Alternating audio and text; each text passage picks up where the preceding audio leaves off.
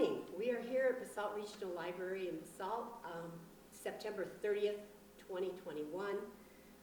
Bob Ward is here to interview for a book that is being written for the Roaring Fork Club. I'm Janice Durox, and I'm president of Basalt Regional Heritage.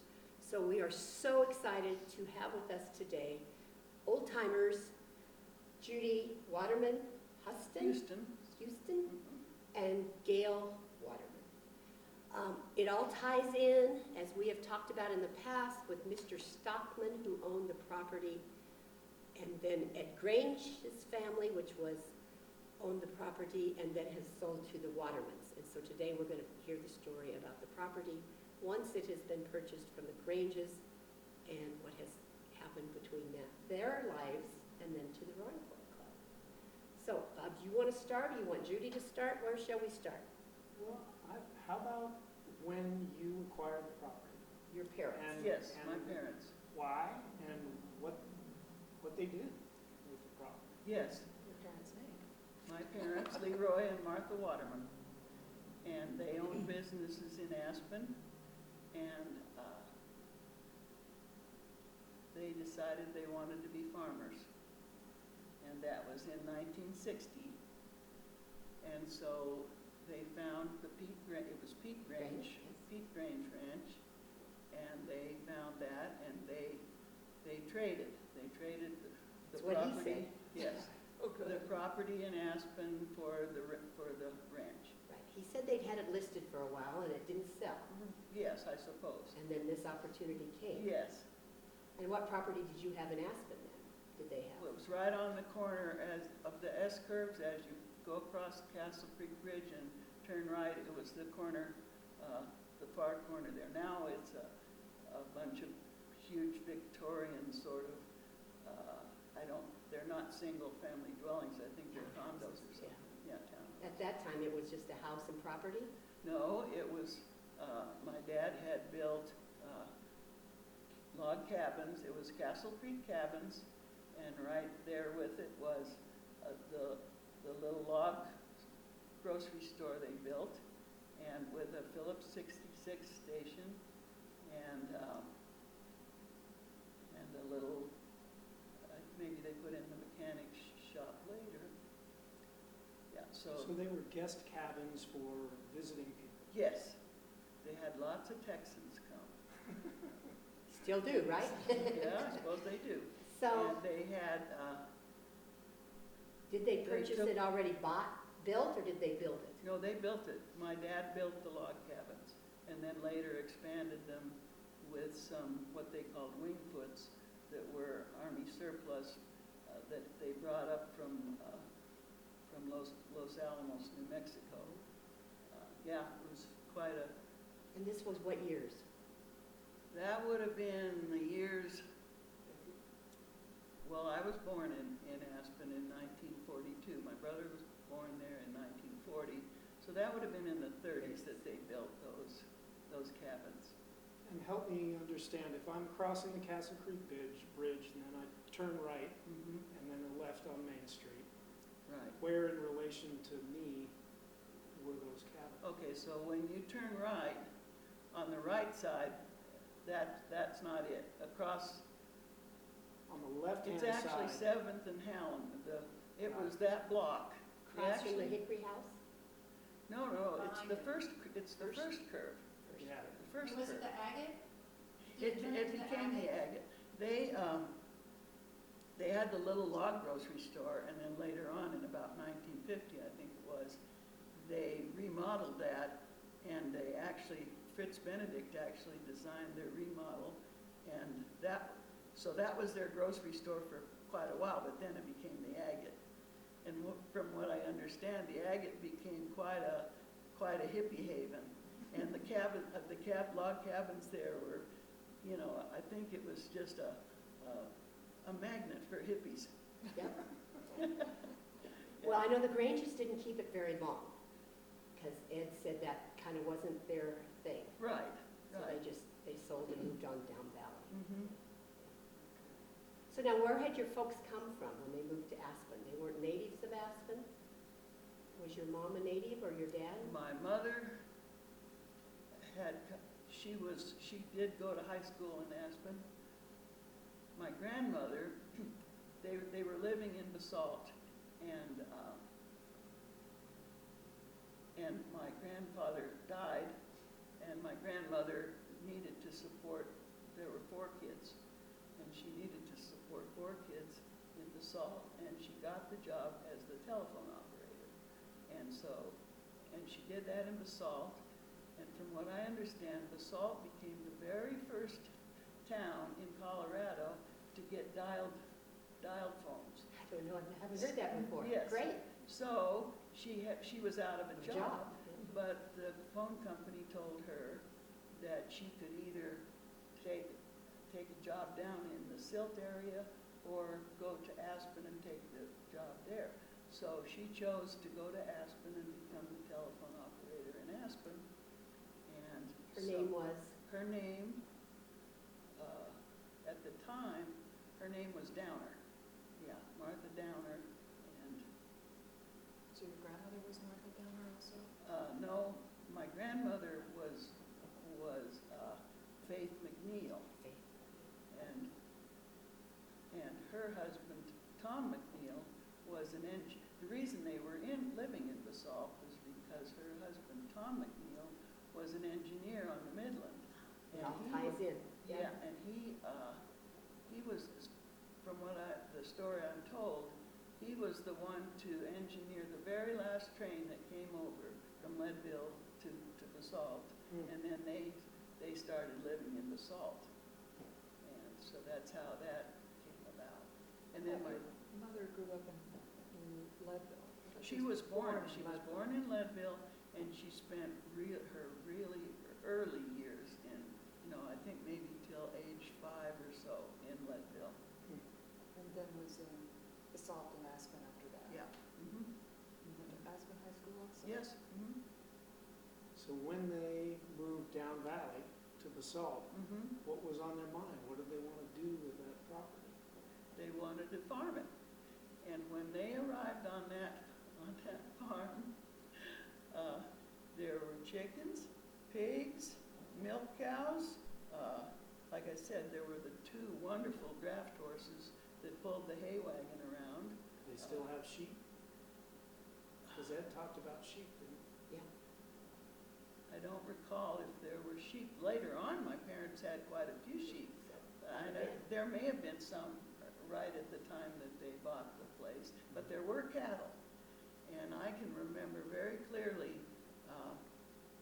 that we had to drive the cattle on Highway 82 from the ranch down to Carbondale up and drive them up Thompson Creek to where the rain was, or the range, the summer range. Unimaginable now. And I can remember so clearly, we were driving the cattle down Highway 82, and of course it was just the 2 lanes. And the tourists, there wasn't much traffic, but there was some. And so they had to stop and wait for the cows to go by. And we had this one big bull. We had one big bull. I think his name was Danny. And and he was very calm. But he was very big, and his horns were very big. And he was just strolling along, and he was swaying his head back and forth, and his horn hit the driver's rear, the window, the mirror on this car, and that mirror just flew off, and and those people just going, oh, they were just shocked. I'm sure what we probably should have done was made some kind of gesture at recompense, but we didn't. We just kept on going. And so as the cattle went past, then the people went on, but they had no. So did you ride horse? Yeah. Oh yes, yes. You were a horseback rider? Oh yes, a lot. Yes, even in Aspen, we had horses. Yeah. So what age were you at this time? So I had graduated from high school. They waited till I graduated from high school before they made this decision Buy to this ranch. do, to make a major change like that. So I would have been about 18 maybe, or 17. And your brother is younger or older? My brother is older. Older. My brother has passed away. At the time, did you have, it sounded like you had some chores on the ranch Oh, and some boy. authority. Yes. What did you say? Authority. And some I had no authority. authority, no. Were you the hired girl? But I did have chores, and I actually enjoyed. My dad taught me how to plow with the tractor, and that's quite a trick. To let the plow down, you have to get to the end of the row, and then you have to make a U-turn. You have to pick up the plow, make a U-turn, and go back right next to the row you've been on, and set the plow down exactly at the right time. And he taught me to do that. Of course, what we called bucking bales, and you Yes. called them bucking potatoes, but we bucked bales and threw those on the conveyor belt. So now the Granges had given up horses and had tractors. Did you buy did they have a tractor when you bought the ranch, or did you all go to tractors then? I don't know. I think they might have had at were least starting one with track. I think they must have been. Yeah. Because that was early on when I did that with the tractor, because I was only, I went off to college and everything, so I was not there that much. But they did have those two draft horses that pulled the hay wagon around, so that they could throw the hay off to the cattle. In the winter.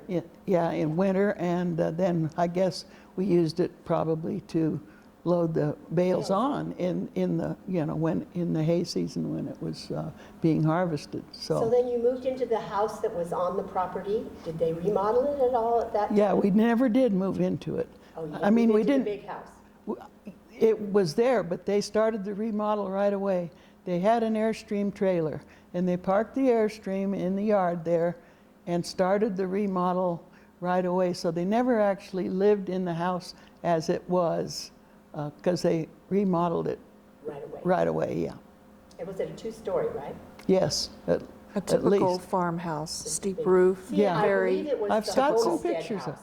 You know, that when they Oh. homesteaded, they had to build a home. And I'm Oh. believing from this being in 1910, when Stockman owned it, I'm thinking at the turn of the century, it perhaps was the house built to be the homestead house. I don't know that it for looks sure. like the homestead house. I It would looked like believe it it, would be. the photos of it. And Because the it brick, was always there. in the brick photos. is the original Aspen brick that we still have in Aspen. Yeah, but I thought they made the brick on the property. Right. They did, Oh, yeah. did they? Mm-hmm. So I Okay. do believe it's the homestead house for that ranch. I don't know who's ever going to change our minds on that. I don't know. And my- It's So not, we'll say it was. it's not in the Pitkin You know, as County you records. travel around the valley here, you can see these big two-story old Victorian houses that are on Emma and different places. Those are the homestead houses, I think, that had to be built. And my parents kept the old brick They had- to use, they kept that to build, when they did the remodel. They remodeled the style, but they kept the old brick, and that made a very nice remodel with that old brick. And Charles Patterson was the Yes, architect. yes. Are you familiar with his book, Escape Home? It's, I brought it with me for you to see, and he references Leroy Waterman in it. And they chose a style that was very mid-century with a flat roof, so they took that real steep homestead roof down and made it flat, and looked typical of a Frank Lloyd Wright home. Yes. With And I kind small of transom remember that. windows and a flat roof and stone and Remember big you were the top of windows. the old timers, because you were getting rid of that old time house and kind of built a modern house. So the valley noticed. It was Oh, a big change. It was. You know, Yeah. kind of from the Grange house to the Waterman house. Yes, Yes, yes. yes. Right. I remember Beautiful, though. I remember one thing my mother said she couldn't have from Charlie Patterson's design, though. He didn't have big windows looking out from the kitchen. And she said, I've got to have bigger more windows than this. So she got her windows. From Aspen. Yes. Charlie and Fonda. Yeah, Charlie and Fonda, yes. Yeah. So that Now I was. got it. Okay, and I'll show you that book was a big deal of for him his. to come down Valley and design a home, I believe. Huh? Don't you think? I mean, would it was think the so. first one. I think that was I would kind think of a so. big deal. Yeah. And not just the exterior, he did very mid-century staircase with no hand railing suspended from the ceiling. And really, it was ahead of the time for anywhere, really, not just this Now, valley. is that home still there? No, Nope. unfortunately, it is not. Yeah, When did it, But you have pictures. I do. we do. so now it didn't burn, No, it was just no. removed? Several years ago, the Waterman, we're getting ahead of ourselves, but the Waterman property was subdivided at the time Martha sold the property to the Roaring Fork Club. And we sold that portion of the property to a current member of the Roaring Fork Club. He was not able to preserve the building. It did not have insulation, it was just the brick. Oh, yes. The brick and the outside. And it had a lot of solar gain because of big windows, but, you know, it didn't Needed make to be sense for modern. them. Yes, it really didn't. So he was not able to keep it, kept some trees, and built a lovely new home there. Yeah. Every time my mother showed it to any realtors, they always told her, well, sorry to say, but this is a tear down. But it was great. But Yeah. For them, Martha loved it. Oh, yes. Their Oh, family. absolutely. And when you, Yes, so you went off to college, yes. yeah. So now, did they raise cattle? They did, they continued raising cattle? For a while. I don't know how many years, maybe 2 or 3 years. It's a lot of work. Well, It all was of, just your dad and your mom. You didn't have any hired help? no, they hired somebody. Help. Yeah. But they had, well, okay, so they inherited a lot of chickens, but the chickens never went in the chicken house. They were just flying all over the place. And Along came the coyotes? and they had pigs, and they had those for a while. They had Did you grow potatoes? The Granges had. not The out. Granges The had potatoes, but Granges you did, didn't. but we didn't grow fields of potatoes. No, mostly just alfalfa. And when did the horses, when did he Well, get see, interested in American? I'm not sure just when that started you were happening. But at 'cause college and you were away. Yeah. I think by then I was already working in Glenwood Springs and Okay. you know, not maybe going and not paying much attention to what they were doing up there. So it became more of a horse ranch? Actually, though, I'm pretty sure that they started that when I was in college, because I can remember going to a show where my dad was going to show some horses in Louisiana or someplace. I drove from college to there to watch. Okay. And so Show that, horses? yeah, him show horses. And they were American? Yeah, American saddlebreds. they were. Saddlebred. I have so many We do have pictures photos. of American saddlebreds that you would. They were So beautiful. that was a new adventure. You went from the old-fashioned ranch to Yeah, when they to more of a horse. When they started out, my mother made cheese. They milked the cows. They wanted to learn all the farm stuff, you know, and they did it, and they Realized enjoyed how it. much work it was, too. Yeah, a lot of work, Cider. but then so were the horse. But they just decided, okay, I think we want to raise these beautiful horses. Was So your they- dad, where was he from? Your mom was from Aspen. Where was your dad from? Well, I don't know that you could really pinpoint where he was from at that time. He had met my mom. There was a family up the frying pan. Gosh, it escapes me right at the moment. But my mom's friend, anyway, my dad met my mom at my dad's brother was working at this ranch up the Frying Pan, and he told my dad, this is a good place, you could come here and work.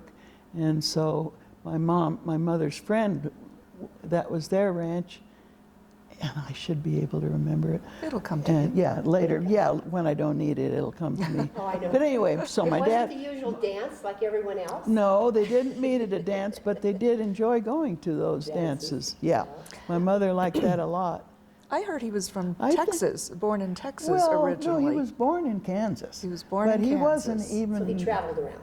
Yeah, and I think at the time that he came up the Frying Pan to work, I think he came from the Texas oil fields. I think he'd been Okay. working there. That's the Texas Yeah, connection. that's the Texas Okay. connection. All right, But so anyhow, he wasn't a local boy. no, he wasn't. But did he have a background in horses? Of course, even in was always Aspen, a cowboy. even when we were in Aspen, we had horses on the back part of the property. There was a big barn, and we had a couple of horses. Then they bought that 10-acre parcel out by Red Butte, and we had horses out there.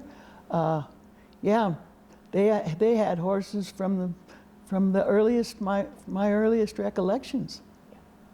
He was a Yeah. horse lover. Mm-hmm. And good with them, I'm sure. Oh yeah. So this was a perfect ranch to start a horse. Yes. So now So did then he they- buy and they sell would horses? breed and sell horses. That's They what- they bred horses and showed them. They have tons of trophies. They want. I kept the trophies kind of as little display pieces in my house, and and they really got into that in a big So way. when your mom and dad moved down, what age were they from Aspen? You were just going off to college, so they were in Okay, their so in 40s, 1960, 50s. they were in their 50s, I'd say. This is kind of was like a semi-retiring from that business. Yes, to because they come down had, on the ranch. yeah, I think they had retired and had sold the agate property, and I think that the property they traded with Ed was just the half acre where our house and that was, but I couldn't say for sure on I that. don't know. He wasn't sure either. He said it just kind of happened. One day Dad come home and said, "We've traded the farm." Oh, So yes. he said, and he said, well, we couldn't do it. He was 8 years younger than his brother, and he said he helped his mom a lot, but he said, the four of us couldn't run that ranch, and so it Right. was time for them. Well, and that reminds me, see, Leo Grange stayed there and They helped helped you. my dad get started and to figure out what Oh, to that do. was great. Yeah, so they lived in that little house, the Leo Grange family. To help you guys get started. Yes. Mm-hmm. Yeah, that was nice. Was Leo Ed's brother? Yeah, he's 8 Mhm. years older than Okay. Ed. So, over time, what led to the decision to sell the property? Or your folks must have been advancing in age by that time, the 90s. Right. So when my mother had Her father passed away. yes, Your father but passed I wonder away. if before that they were trying to think of ways to, maybe subdivide it into great big parcels or. That's what I had heard, that was a consideration, but I don't know if actually, they did that together. Because actually my dad's health began to fail. He was having breathing problems. He never smoked, but he worked in tunnels. And so he got that silicosis, which turned into emphysema. And so he was having health issues. And so they began to try to look at ways to sell. And my mother, she went to so many zoning meetings and everything, because everything they came up with had some different rules and regulations applied to it. And, yeah. So my dad had already passed away when my mother finally made the arrangements to sell it to the Roaring Fork Club, yes. But she had started a bed and breakfast in her home. Oh, yeah. And that was a big part of her life. She loved that. She loved people, fishermen coming and staying with her. They could fish on the Roaring Fork River right down from the house. People from Australia came year after She might have been the year. first bed and breakfast in the valley.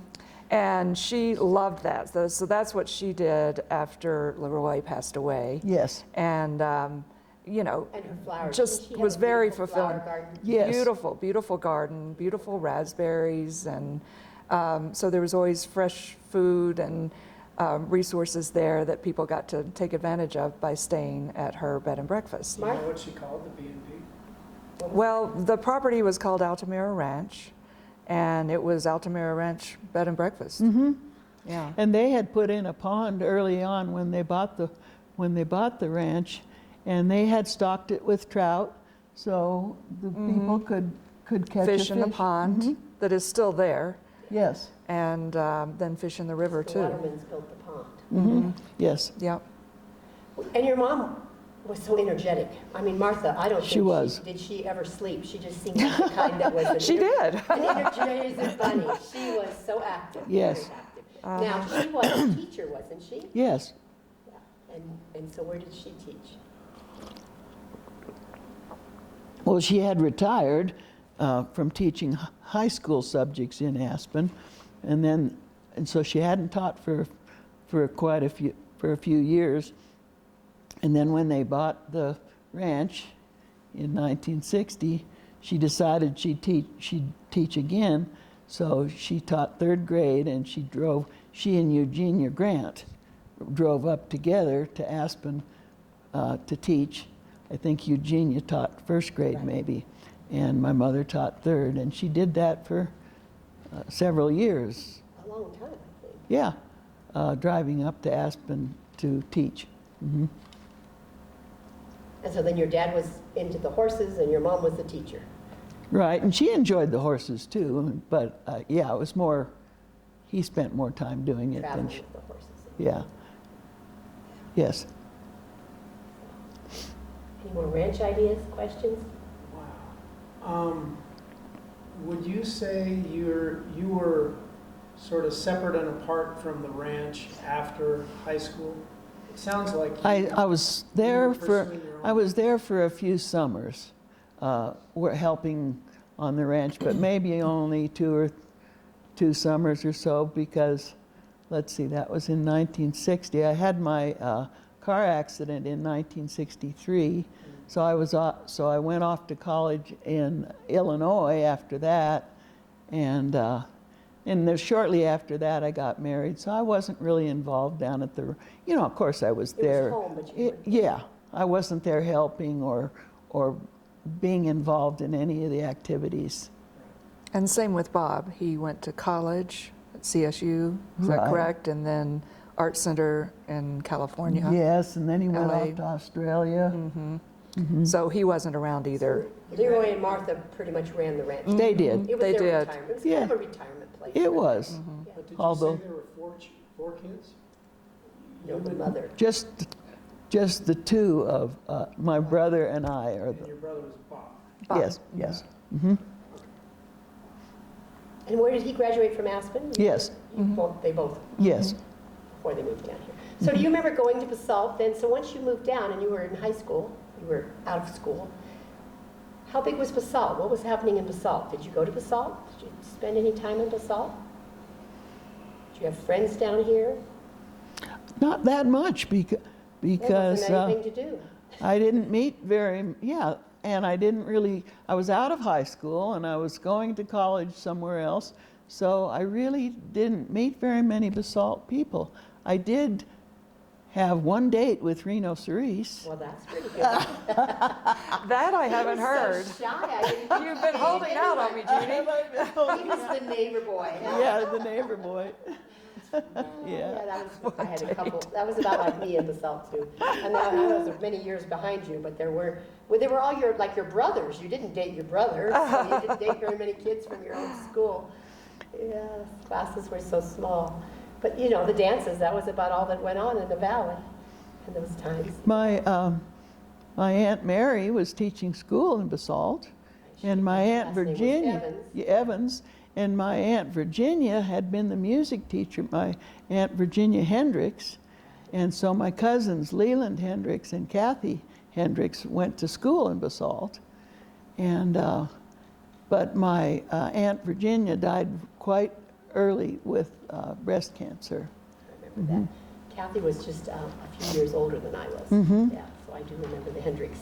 Hmm. So you did have family, and so did you do Sundays, you got together and did picnics and things and got I together? mostly was, Off to college. off somewhere else, yeah. Until And- you and Nick moved to Yes, Glenwood. and then when I was married and I started teaching school in Glenwood, so I wasn't that far away, but I was busy teaching. But I heard stories about you all having picnics down by the Roaring Fork River where Oh. the river cabin is now and Yes, we that kind of did. thing. And you'd kind Family of picnics. family. And so Yes. at what, was that when they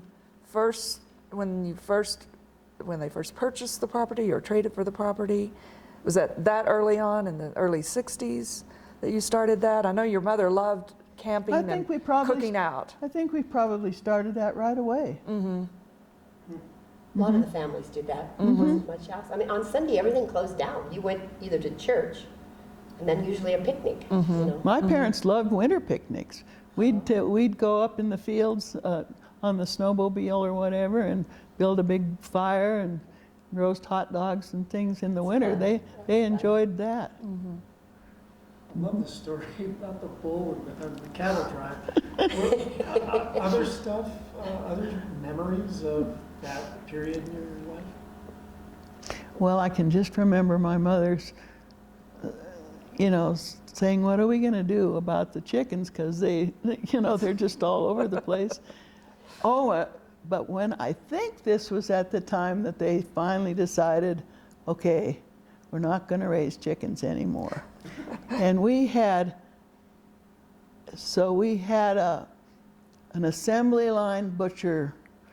butcher session with the chickens. And I remember I was in charge of removing the gizzard and the heart and those organs. And then we did 99 fryers. Oh, my Lord. So my dad was the one that, Butchered. yeah, and, because the rest of us tried not to even see that part of it. And so he chopped off their head or whatever he did, and then dunked them in the boiling water, and they smelled awful because those feathers smelled terrible. And so then the next person in line, it was a lot of our, we gathered quite a few people to Friends do and this, family. yeah. The next people were plucking, and the next people were, maybe that was the next thing, the gutting, and I was like I said, I remember being in charge of the gizzard and whatnot.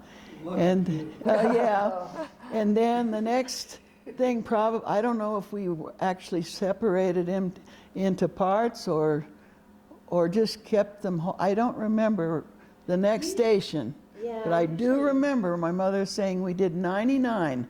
Wow. And that was the end of the And chicken that farm. was the end of the chicken farm, as I recall. I think it was. Yeah. If they were young, they were really good. Yes. In the winter, they tasted Yes. so Oh, good. yes. And you always had fried chicken every Sunday. Oh, You always yes. had fried chicken every. Yep. But we never had 99 chickens. Yeah, I amazing. can just barely remember doing that, and so. So how long were they on the ranch before they tired of the chickens? I imagine not more. Well, I was helping out with that project. I really hate to guess, but I think just 2 or 3 years maybe. Sounds like you could Yeah. count on one hand. I think so. I think you Yeah, could. Enough with the chickens. Yeah. So you had gone to CU to college. I You did. had planned on being a teacher all along? Is that was your goal? No, or- I really didn't. I wasn't that definite on what I wanted to do. Yeah. Is it 11 o'clock already? Boy, we have fun. It just goes so fast.